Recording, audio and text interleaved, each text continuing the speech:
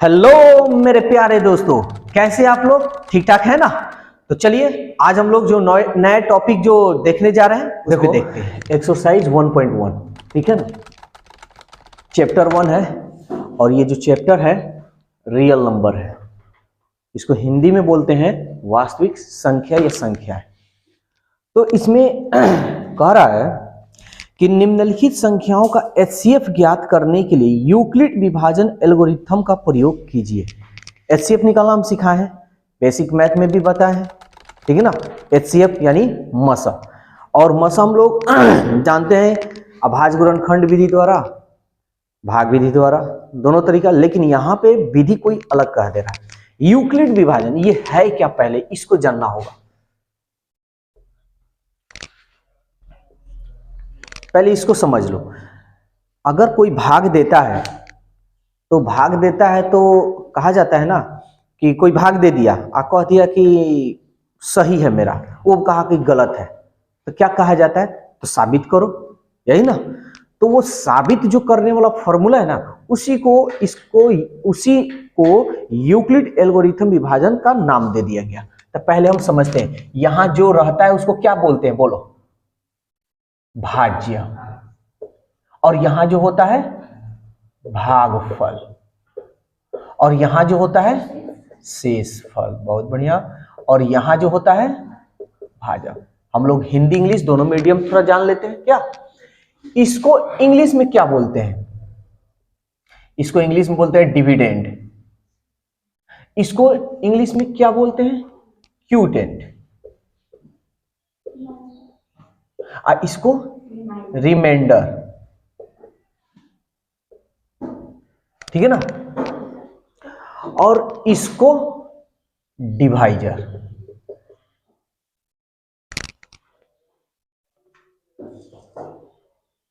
ठीक है ना? तो भाज्य, भागफल, भाजक, शेषफल। तो इसको जांच कैसे? कोई भाग दे देता है तो कहा जाता है ना कि भाई जांच करो। तो कैसे जांच करोगे? ठीक है ना? तो वो जांच का पहले हम फॉर्मूला लिखेंगे।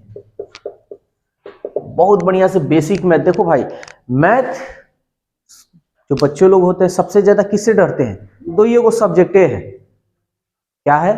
एगो मैथ है और एक इंग्लिश, और दोनों का मास्टर गुरु हम हैं ही। लेकिन मैथ के लिए बेसिक जरूरत है, इंग्लिश के लिए भी बेसिक। लेकिन खैर इंग्लिश जब हम पढ़ाएंगे तो घबराना नहीं है, एकदम जबरदस्त तरीका से चलेगा। लेकिन बेसिक मैथ करना होगा। मैथ कमजोर है तो बेसिक। तो पहले हम जांच कैसे लिखते हैं? भाज्य बराबर इसको क्या करते हैं? गुणा करते हैं। भाजक गुणे भागफल। और नीचे वाले को क्या करते हैं? जोड़ देते हैं, शेष या शेषफल। समझ में आया? इसी को क्या, कौन सा नियम कह रहा है? यूक्लिड विभाजन एल्गोरिथम। इसी को नियम दे दिया है, क्या है? यूक्लिड विभाजन एल्गोरिथम। यही है विभाजन एल्गोरिथम। समझ में आया? तो ये अच्छी तरह से याद होनी चाहिए। तो इसी विधि से तुमको एचसीएफ निकालना है, तो कोई भारी नहीं है। क्या कोई दिक्कत हो रहा है क्या? भाज्य यानी भाज्य, इसको गुणा करते हैं, इसको जोड़ देते हैं, ठीक है? और इसको एक चीज से डिनोट भी हम लोग करते हैं, इसको हम बोलते हैं px बराबर gx into qx plus rx। आगे ये पढ़ाएंगे, लेकिन अभी थोड़ा सा जिक्र कर दिए कि मान लो कि अभी जिक्र कर देंगे तो बाद में तुम लोग को अच्छी तरह से समझ में भी आएगा। तो ये जो शेषफल है ना, शेषफल को हम लोग rx से डिनोट कर देते हैं, rx। और भागफल जो है इसको हम बोलते हैं qx, इसको हम बोलते हैं px, और इसको बोलते हैं gx। आएगा, आगे पढ़ोगे तो आएगा। तो ये भी फॉर्मूला अच्छी तरह से याद कर लेना, ये भी कभी कभी एग्जाम में आ जाता है। ये बस बढ़िया से याद रखना है, भाज्य बराबर भाजक गुणे भागफल प्लस शेष। पहले नोट मत करो, पहले समझ लो। नोट कर लो और समझ में आया नहीं तो कॉपी लेकर फेंक दोगे, नोट नहीं किए समझ में आ गया, नहीं भी नोट किए हो तब वो अपने से कर लोगे। तो समझदारी से काम करो, छापने वाला काम नहीं। ये तो हो गया। अब हम इस पे क्वेश्चन देखेंगे और बनाएंगे। तो क्वेश्चन नंबर 1 देखते हैं। एक का पहला कह रहा है 135 और 225। देखो एचसीएफ तुम किसी भी विधि से निकालो, आंसर तो आ जाएगा, ठीक है ना। एचसीएफ तुम किसी भी विधि से निकालो, आंसर तुम्हारा आ जाएगा, लेकिन जो नियम कह रहा है उसी नियम से तुमको फॉलो करना होगा। चलो कर दिखाते हैं, ध्यान से समझना। 135 इधर ये रफ कर लेंगे एक तरह से 225। तो ये कौन सा विधि कह रहा है? विभाजन यूक्लिड विभाजन एल्गोरिथम से या द्वारा। देखो बड़ी मजेदार है। और मैथ लाइव भी वीडियो चल रहा है। वीडियो अगर मान लो कि भूल गए तो जाकर अपने यूट्यूब पे देख लो, सारा चीज तुम्हें यहाँ अवेलेबल है, ठीक है। तो सब कुछ मिल रहा है तो उसका बेनिफिट लो, बहुत बढ़िया से लो। तो हम इसको भाग करेंगे। अब यहाँ भाई बेसिक की जरूरत है। 2 मरतबे में ये ज्यादा हो जा रहा है, कर दिखा देते हैं। 2 मरतबे 135 2 2 5 10 2 3 6 और 1 7 2 1 2 ज्यादा हो रहा है ना, यानी 1 मरतबे। 5 में से 5 गया 0, 12 में से 3 गया 9, ये कट गया। शेषफल तो 0 नहीं आ रहा है, पूरा कटा नहीं है। तो हम लिखेंगे 225, यही ना होता है, इसको भाज्य बोलते हैं। 225 बराबर इन दोनों को क्या करते हैं? गुणा कर देते हैं, करते हैं ना जी। तो 135 गुणे 1 लिख देना, और शेष क्या है? 90। कोई दिक्कत यहां पे? चूंकि यहां लिखना, चूंकि शेष नॉट इक्वल टू 0, 0 के बराबर नहीं ना आया है, तब 0 के बराबर नहीं। तब हम क्या करेंगे? इसको घेरेंगे और इसको यहां उतारेंगे। समझ में आ रहा है? कितना मर्तब में जाएगा? 90 दूनी 180, ज्यादा हो रहा है, यानी 1 मर्तब में 90 कम 90। ये 5, 13 में से 9 गया 4। फिर हम लिखेंगे यहां पे, यहां लिख दें, लिखेंगे फिर क्या है? 135, ये वाला भाज्य है ना, ये याद रखना। 135 बराबर 90 गुणे 1 प्लस 45, क्योंकि शेष नॉट इक्वल टू 0, 0 के बराबर नहीं है। अब फिर क्या करेंगे? इसको घेरेंगे, इसको यहां उतारेंगे। समझ में आ रहा है या नहीं आ रहा है? 45 दूनी 90 कट गया।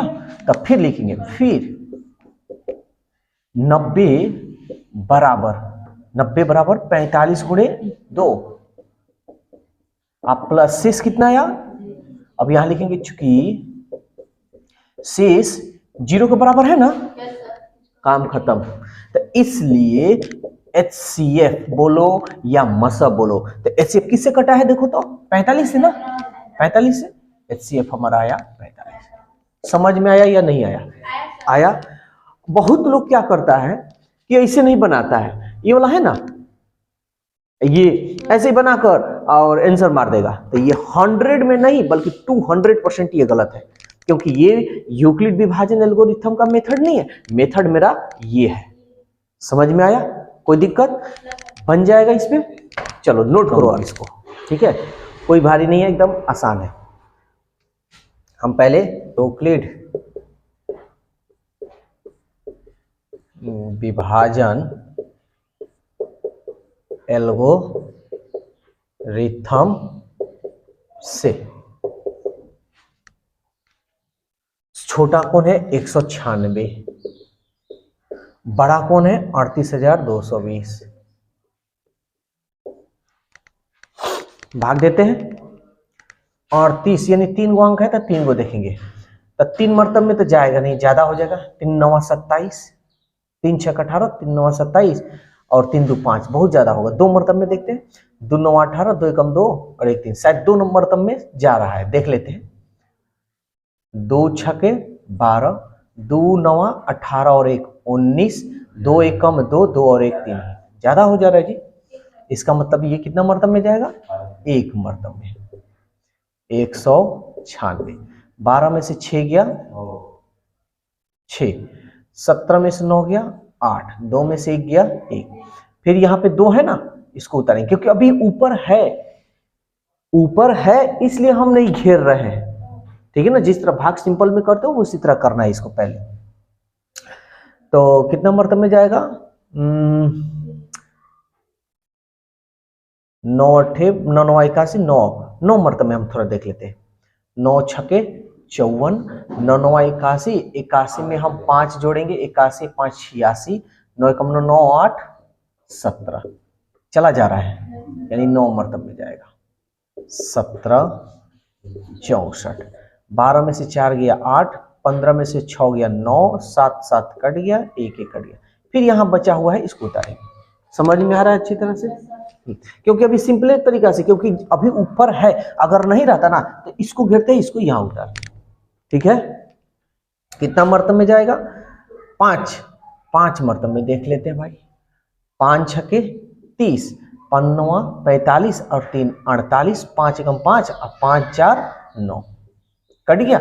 लेकिन HCF ऐसे मत लिखना, हमको यूक्लिड विभाजन एल्गोरिथम इस मेथड से लिखना है। तो हम लिखेंगे चूंकि 38,220 बराबर 196 गुने 195 प्लस शेष कितना? 0। हम लिखेंगे चूंकि शेष क्या 0 आ रहा है, क्या आ रहा है ना 0, इसलिए HCF क्या होगा हमारा? 196 से कटा है ना, 196। समझ। क्वेश्चन नंबर 2 भी बहुत आसान है, कोई भारी नहीं है, बस इसके लिए थोड़ा सा दिमाग लगाना है।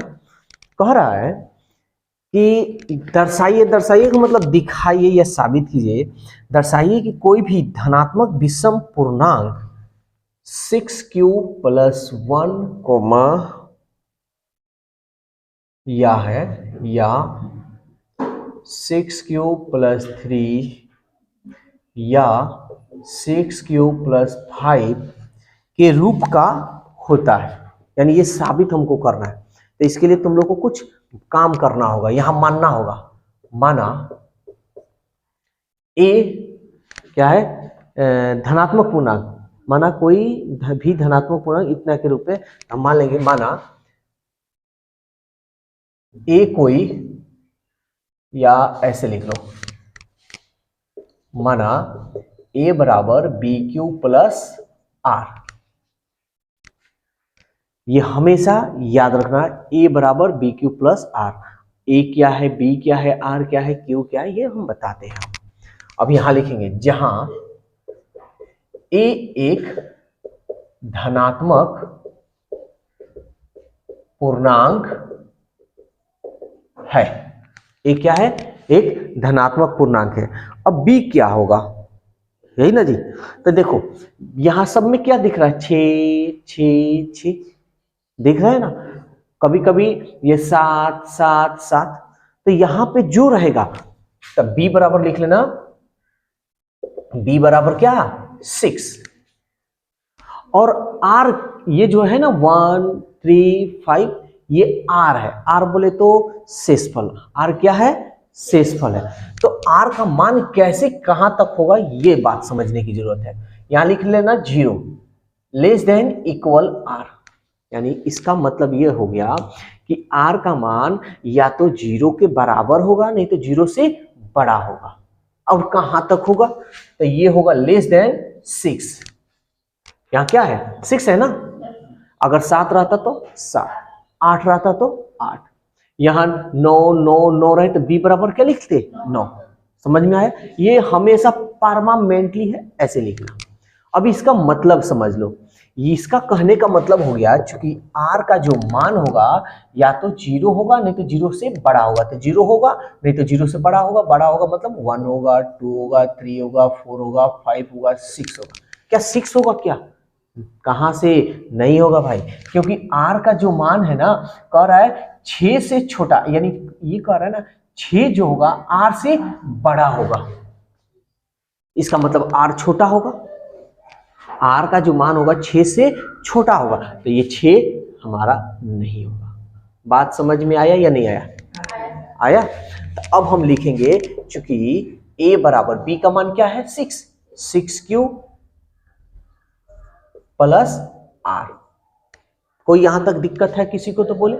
अब हम लिखेंगे, देखो चूंकि r इक्वल टू 0 रख लेंगे, क्या रख लेंगे 0 रखने पर तो हमारा क्या मान हुआ, a बराबर 6q प्लस r की जगह पर क्या रखेंगे 0, यानी a बराबर 6q और 0 तो खत्म काम। फिर r बराबर अब क्या रखेंगे 1, r बराबर 1 रखने पर हमको इतना के रूप में बस दिखलाना है, सब रखने की जरूरत नहीं है, बस इतना के रूप में हम दिखा दिए, स्वाहा। रखते हैं a बराबर क्या है भाई 6q और r की जगह पर क्या रखेंगे 1। किसी को दिक्कत तो नहीं हो रहा है? अब इसका तो कोई काम नहीं कर सकते, छोड़ देंगे। फिर देखो एगो हमारा काम हो गया, एगो का हो गया काम, आ रहा है ना, दो को और ला देना है, तो r बराबर क्या रखना 2 रखने पर तो a बराबर 6q, r का मान 2 है 2, ठीक है, इसको तो कुछ नहीं कर सकते। फिर किसी के मन में क्वेश्चन ये होगा क्या हम डायरेक्ट नहीं रख ले 1 3 5, तो ऐसे मत रखना, शुरू से रखोगे तो मजा आएगा, नंबर भी मिलेगा। अब रहा बात कि रखना चाहो तो रख तो सकते हो, रखना चाहो रख सकते हो, लेकिन ये कंटिन्यू है, क्या है ना कंटिन्यू है, इसलिए हम लोग थोड़ा कंटिन्यू इसमें काम कर सकते हैं। कहने का मतलब हम लोग को 100% करेक्ट ना चाहिए, मेरा आंसर अधूरा क्यों रखे, तो इसलिए हम ये ऐसे काम नहीं करेंगे, लाइन बाय लाइन करेंगे। हाँ, अगर मान लो कि अब मेरा काम यहीं तक रखने पर हो गया, यहीं पे रखने तक हो गया, तो आगे करने की जरूरत नहीं है, समझ में आया। तो a बराबर 6q, ओ क्या रखना है जी, यहाँ रखना होगा ना, r इक्वल टू 2 रखे थे, अब रखेंगे 3 रखने पर 3, ये भी मेरा आ गया ना। चलो भाई 2 गो तक काम हो गया, बच गया है 1, तो चलो r बराबर फिर r बराबर क्या रखेंगे 4 रखने पर। यार मजा है, मैथ लोग कहते हैं मैथ और इंग्लिश बहुत भारी है, कुछ नहीं, हमको तो सबसे आसान यही लगता है मैथ और इंग्लिश। अरे भाई बेसिक अच्छा, मैथ में तुम्हारा 4 गो चीज मजबूत होना चाहिए, क्या क्या, जोड़ घटाव गुणा भाग, अगर 4 चीज मजबूत हो गया ना तो तुम्हें मैथ का गुरु बना देंगे 100%। अब ये कहोगे भाई हमको जोड़ भी आता है, घटाव भी आता है, गुना भी आता है, भाग आता है, तो ऐसा नहीं कि 2 3 जोड़ दिए 3 में से 4 घटा दिया, ऐसा नहीं। कहने का मतलब सिंपल जोड़, अलजेब्रा का जोड़, बटा का जोड़, भिन्न का, मतलब A to Z किसी भी तरह से तुम्हें जोड़ दे, वो जोड़ तुम्हें कर लेना है, तब कहा जाता है कि हाँ आपको जोड़ आता है। अब मान लो हम दे दिए x + 3 और y/4, अब कहें जोड़ो, ये भी तो जोड़े है ना, कोई अलग थोड़े है, ये भी जोड़ आना चाहिए। तो 4 गो चीज अगर मजबूत हो गया तो समझ लो कि मस्त हो गया। r बराबर 4, और मेरे पास गारंटी जितना कहो 100 200 गारंटी है, बेसिक मैथ जो किया जबरदस्त हुआ, जो बेसिक मैथ नहीं किया है ऑलरेडी पहले से कमजोर है उसका खत्म। तो अब तो तुम लोग का सुविधा ये भी आ गया है, ऑनलाइन भी द्वारा कर सकते हो और ऑफलाइन भी कर सकते हो, जो दूर के हैं वो ऑनलाइन करें। तो अब देखो r इक्वल टू 4, ए कहाँ है भाई, ये 6q, r का मान 4, कोई दिक्कत है किसी को? तो ठीक है, अब इसको देखो हल नहीं कर सकते इसलिए हम छोड़ देंगे। फिर r इक्वल टू 5 रखने पर, 5 है ना, रख लो a 6q + 5, ये भी हमारा आ गया, किधर गया जी, है ना। तो यही तो सवाल कहा है कि कि कह रहा है दर्शाइए कि कोई भी धनात्मक विषम पूर्णांक 6q + 1 इतना के रूप का हो सकता है। कोई भी धनात्मक पूर्णांक, ठीक है, विषम के रूप में। अब एक बात जान लो, इतना तो मेरा आ गया है और इसमें तुम कुछ भी तुम रखोगे, इसमें तुम कुछ भी, जैसे यहां पे देखो ये और ये है ना, इसमें तुम कुछ भी तुम रखोगे ये विषम संख्या आएगा। चलो रख कर चेक करते हैं। एक रख लो, 6 एकम 6, 6 एक 7, 2 रख लेते हैं, 6 दूनी 12, 12 और 1 13, विषम आ रहा है ना सब। इसमें भी रख लो, एक रखो, 6 एकम 6, 6 व 3 9, 9 विषम संख्या है ना। 2 रखते हैं, 6 दूनी 12, 12 3 15, विषम संख्या आ रहा है ना। इसमें भी रख लो एक, 6 एकम 6, 6 में 5 जोड़ लो 11, तो 11 विषम संख्या है ना। 2 रख लो, 6 दूनी 12, 12 में 5 जोड़ लो 17, अरे विषम संख्या है ना 17। बस समझ में आया। तो इससे हमको कोई लेना और देना नहीं है। तो हम लिखेंगे चूंकि a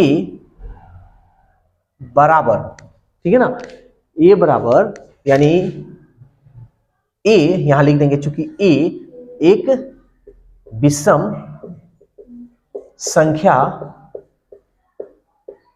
के रूप का है, जो कौन कौन है जी, जो 6q + 1 या इधर है 6q + 3 या 6q + 5 के रूप का है।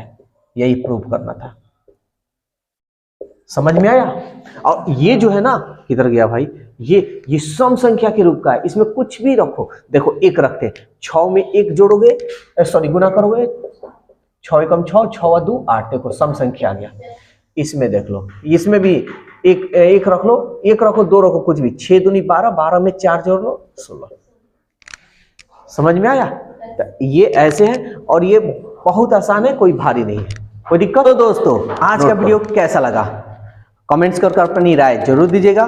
फिर हम लोग कल मिलेंगे नए वीडियो के साथ, नए टॉपिक के साथ। Okay bye bye.